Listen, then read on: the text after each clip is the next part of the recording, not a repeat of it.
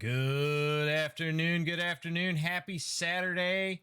How's it going, everybody? It is I, the White Wolf, back at you again with another one-take review.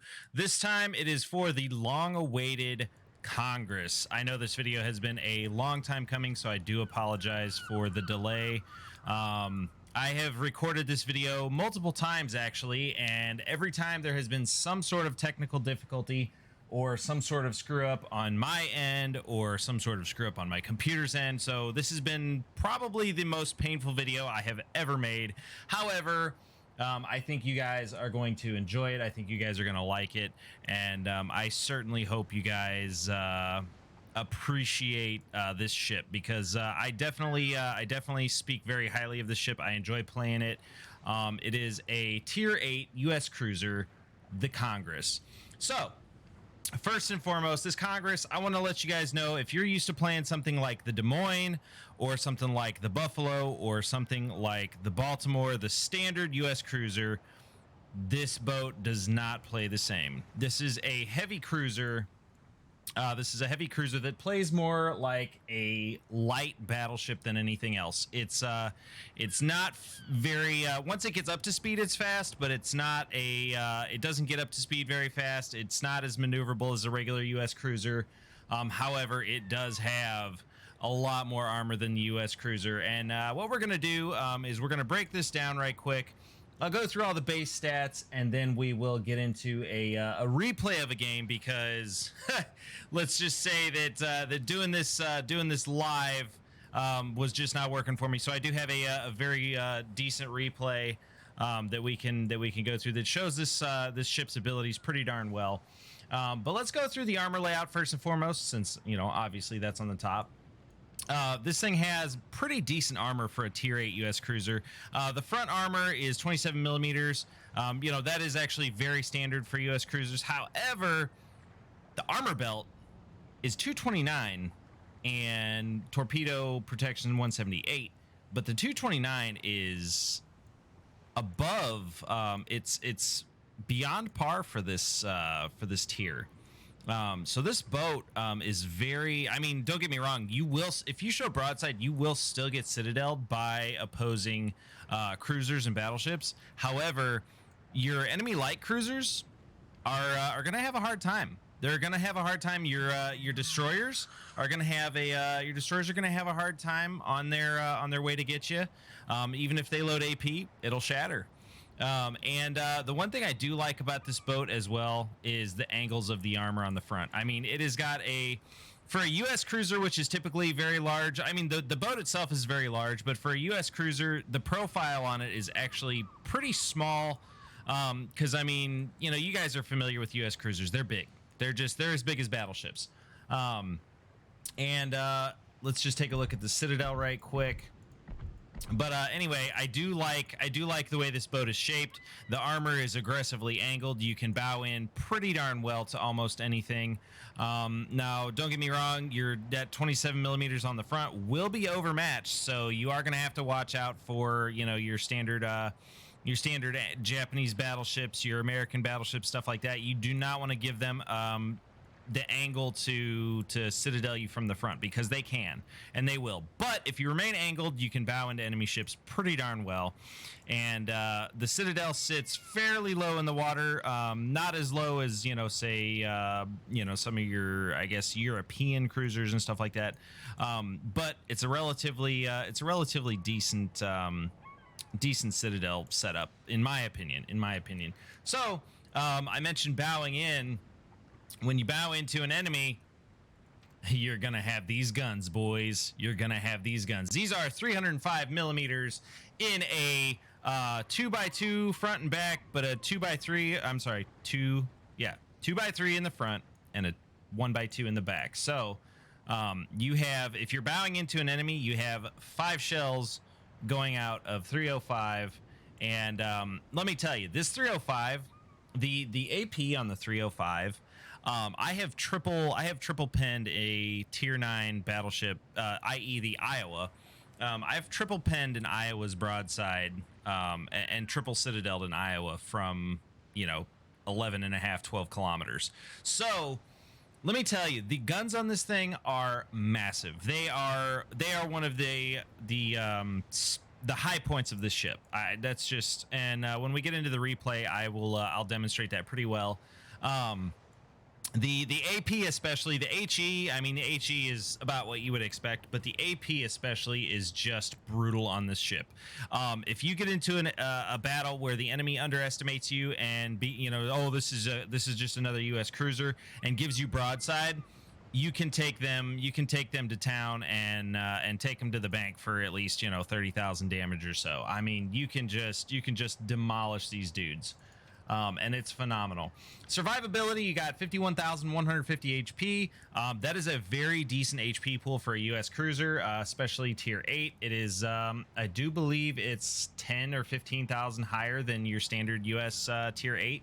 And when I say standard, I mean the Baltimore. Let's take a look at the Baltimore right quick. Yeah, the Baltimore's got 4240 or 42400, and this thing's got 51,150, so just over 9,000 more than the Baltimore. So very decent HP pool for its tier.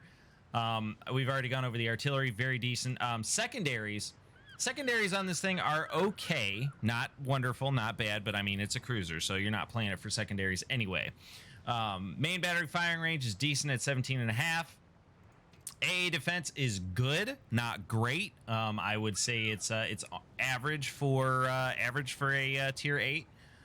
It's not as stellar as say the US cruiser on the flip side. What is the not the Dallas? Hang on, let me look at the tech tree. Give me a second. USA on the other side here, the Cleveland.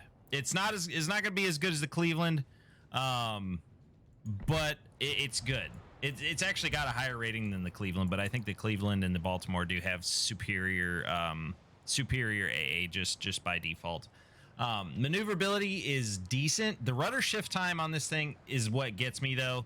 The rudder shift time, and then what's not factored in right here is the time it takes the ship to reach max speed. It's one thing that they don't have a numerical for in the stats that really gets this ship. It really gives this ship a challenge with maneuverability. It takes it a minute to move forward. It takes a minute to move backward. It just is really sluggish on the upstart. However, once you get it going, it's pretty darn good. But like I said, the rudder shift time will get you if you're not prepared for it going into a fight. Concealment, okay, not great. It's 13.5. It definitely could be better for a tier 8. My Baltimore with my commander skills and stuff, I got it down to like 10.5. So concealment on this boat is not the most wonderful, but you're not playing it like a super stealthy cruiser. You're going to be playing this more like a light battleship. So without further ado, let me queue up this this replay right here, you guys. And what's going on? It's good to see y'all. Let me get this shameless plug for my YouTube channel, for my Twitch channel. T3H White Wolf on Twitch twitch.tv/T3H White Wolf. If you guys enjoy this content, feel free to give me a follow there. I would greatly appreciate it. It is September, so folks that are new to the channel, new subs, you guys get a discount on a brand new subscription. So if you guys are interested, feel free to follow me there. Follow me on Twitter at T3H White Wolf. And as you guys already know, on YouTube at The White Wolf Plays. So we are waiting on this replay to load. Hello, perhaps. Hello.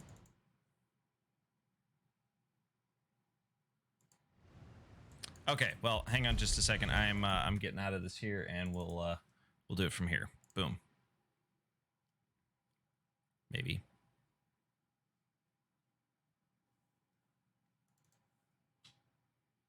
Okay, sorry about that. Now it's loading. Okay. See what I'm saying? This video right here, this one right here has been the most painful video I have ever created as far as YouTube goes. But I'm going to be narrating this battle. This was a battle I fought just like 5-10 minutes ago. it was a decent battle and a decent example of just what you can do with a Congress if you are playing it correctly, if you play it in a good spot. As you can see, I'm in a tier 10 battle, so I'm up tiered in this Congress, which that's one thing that I will say will get you in this boat if you're not cautious. Is unlike the Weimar, the matchmaking on this boat is brutal. You will get up tiered more times than you won't. Of course, you won't get up tiered every time, but you do get up tiered a lot in this ship. So as you can see, I'm going to stay on the side that I spawn. Shout out to my dude Happa Fodder, because that's one thing that he just pounds into you is most of the time you want to stay where you spawn. A note to my friends out there who are newer to the game. So what I am going to do is I'm going to go, I'm not going to play this aggressively. I'm going to go to the Delta 9 line.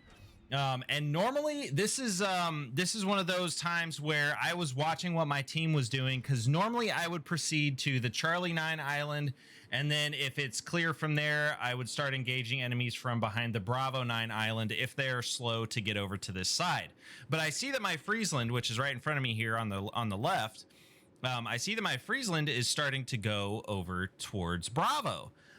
So I don't know exactly what he's doing, so I do not want to get too aggressive, and I was paying attention to the mini-map. I was watching the battleships behind me, and I was afraid that I was not going to get the support that I needed to continue to hold this objective by myself. And I know this cruiser is if it's a support ship. I mean, that's what it is. If you have support, it's stellar. I mean, it can provide a massive amount of fire support if you have support with you. And but I was not sure that I was going to have that, so I am going to go as you see, I'll position up here behind this little hole. And with the way that the guns are angled on this thing, you'll see that I actually have a very, very comfortable firing position for any enemies that are coming into Charlie. I do end up having to reposition 2 or 3 times. However, this firing position that I get into right here allows me to dish out the damage and farm these battleships that are going to come into Charlie like nobody else's business. Now, I see our Friesland has stopped on Charlie. So what I'm assuming is that the Friesland is just going to sit there and spot for a moment, and then wait for his opportunity to torp enemies coming into Charlie.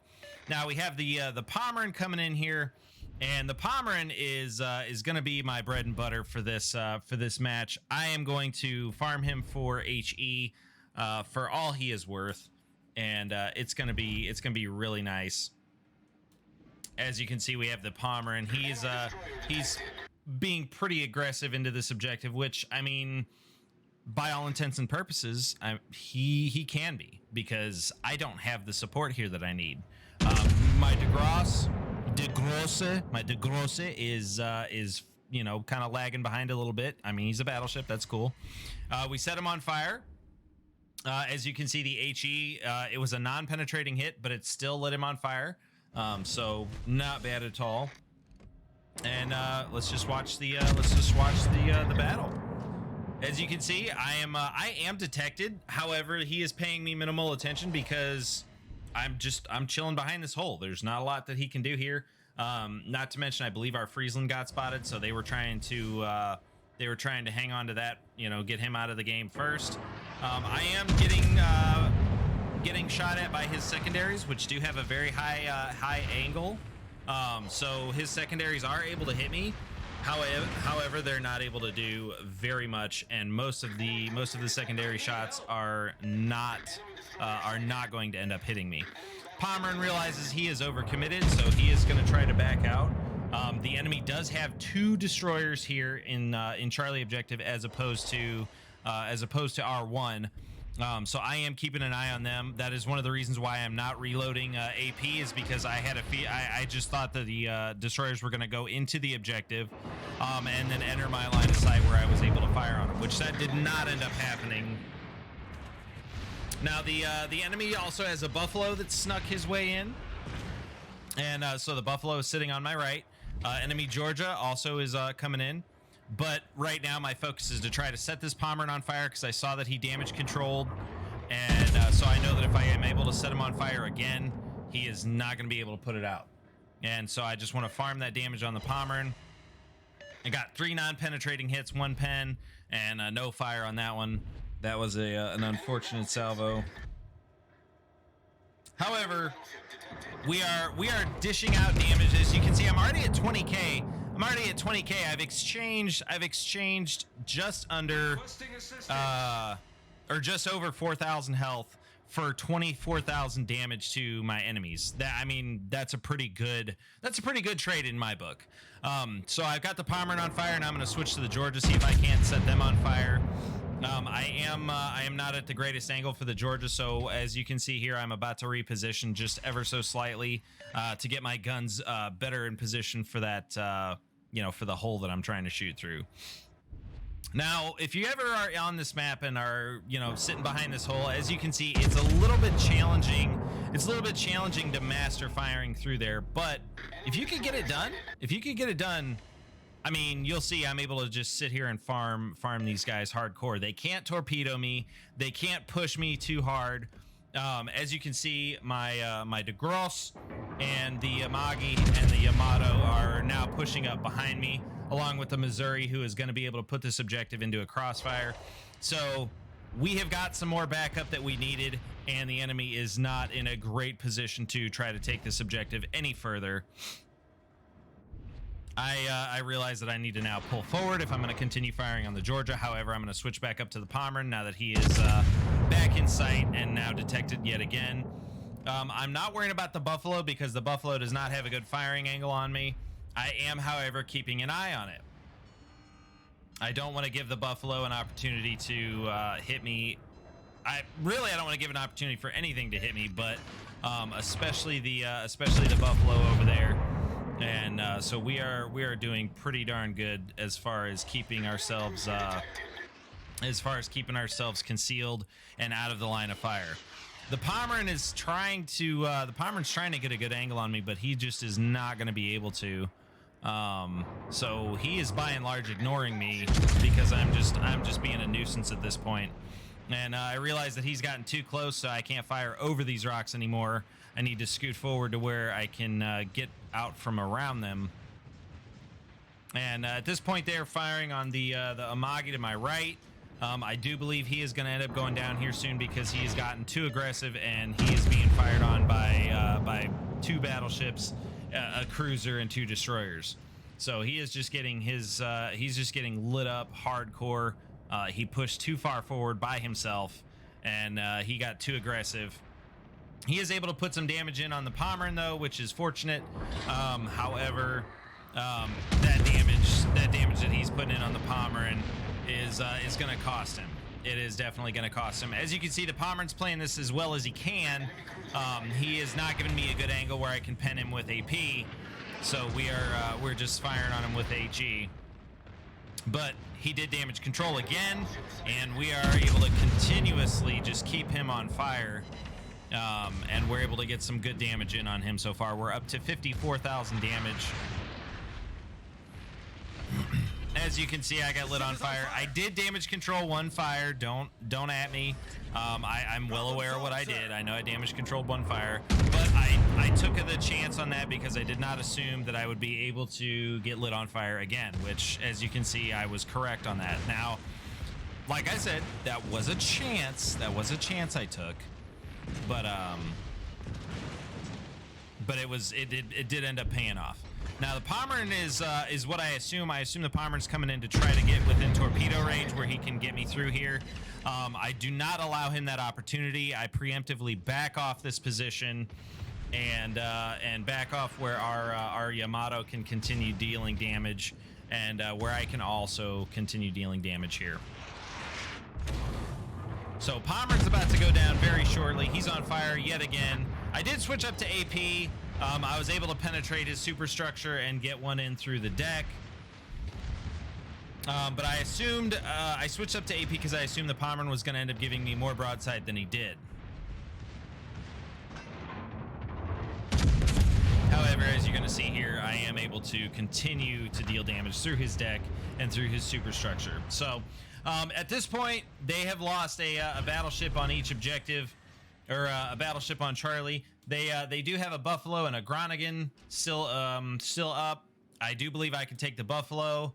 I know the Groningen is not pursuing me, so I am going to take the chance and give myself a good angle here to get out. I fire up the Hydro just in case there's torpedoes incoming from the destroyer.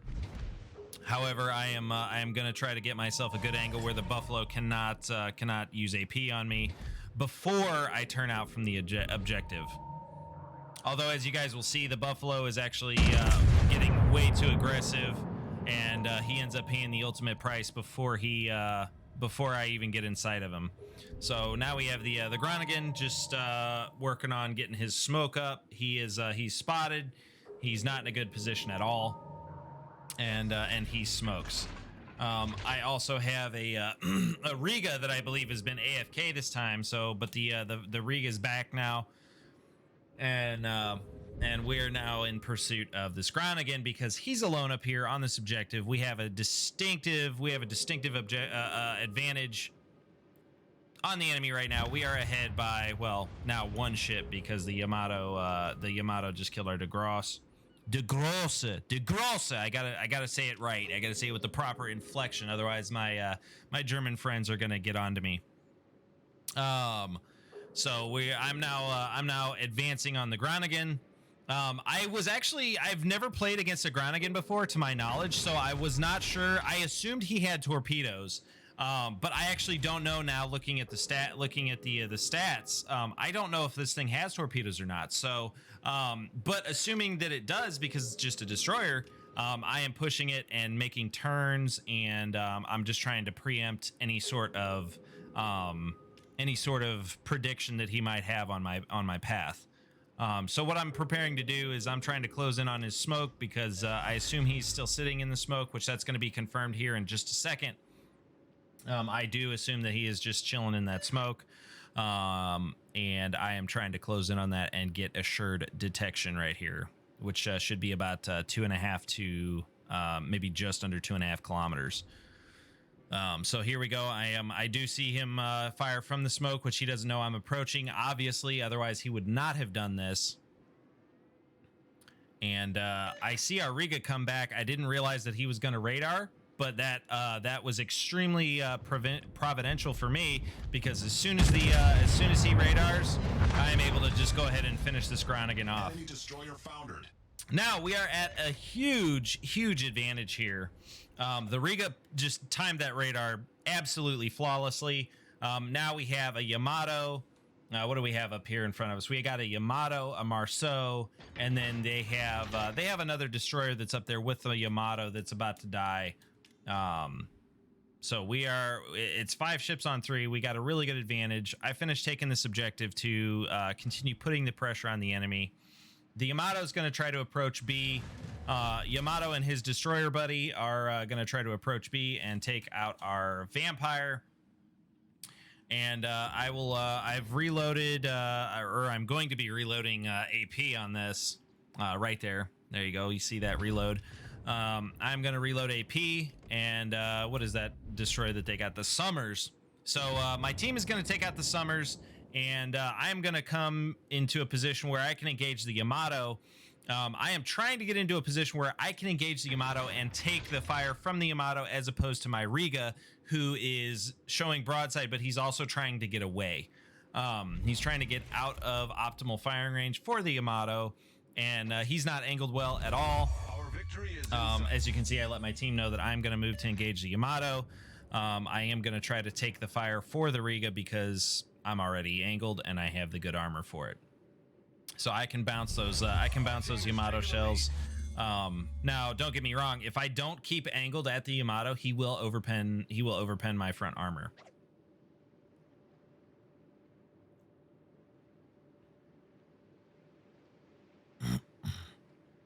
All right, so my team has taken out their Summers. And so they are down to one destroyer who is down at Alpha, so he's very much out of position. And then the battleship on Bravo. Position. So Yamato's in trouble. However, he is trying to get away from our destroyer, the Vampire, and at the same time trying to engage our Riga. I did not expect him to actually back up and turn around and go back north. I expected him to continue coming south. However, as you can see here in just a second, this does work out for my benefit. Watch this. Watch these guns here, guys. Boom, right into his citadel. Just a massive amount of damage on that Yamato, and he's done for. He is absolutely done for. As you can see, you guys, this thing does have great potential. The Congress does have great potential. I do highly recommend it. However, I cannot recommend the outright purchase of the Congress, just due to everything that's going on. But I do recommend the boat. If you have it, enjoy it. If you don't have it and it is your style, think about picking it up. It's a good boat. It's a really great ship. I like I said, I highly recommend it. I really greatly enjoy playing it, but as you guys know, I am a US cruiser guy. So thank you guys so much for watching this video. I hope you guys enjoy it. If you have a ship that you want me to review, let me know in the comments. Hey, leave me a comment. Let me know what you think. Hit that like button, hit that subscribe button, and I will be back with some more White Wolf plays and one take reviews. You guys have a great one. Have a great Labor Day weekend. Stay safe out there. And remember, Wolf's Den, take care of yourselves. Take care of each other. Remember, at the end of the day, each other's all we got. I'll catch you guys next time. Peace out.